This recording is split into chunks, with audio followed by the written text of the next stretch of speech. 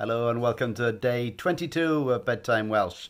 And thank you, Matilda. What a lovely picture. What a great den you've got there. So that's an awesome place to be learning some Welsh. You liked that picture, didn't you? Yeah. Yeah. And Jack, awesome video. What a brilliant idea. What a fantastic way to make an Easter egg hunt a little bit of a chance to practice Welsh as well. What did you think of that? Awesome. Yeah, I thought it was awesome. Brilliant. So, little bits of Welsh we've got to you today do you need? Wyt ti angen? Wyt ti angen? Or do you need?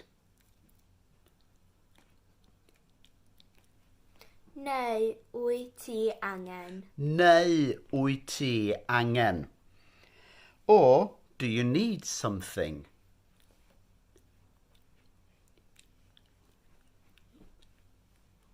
Neu wyt ti angen rhywbeth? Neu wyt ti angen rhywbeth?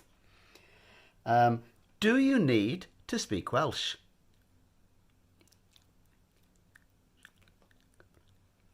Wyt ti angen siarad Cymraeg? Wyt ti angen siarad Cymraeg? And then finally for today, do you need to speak Welsh with me?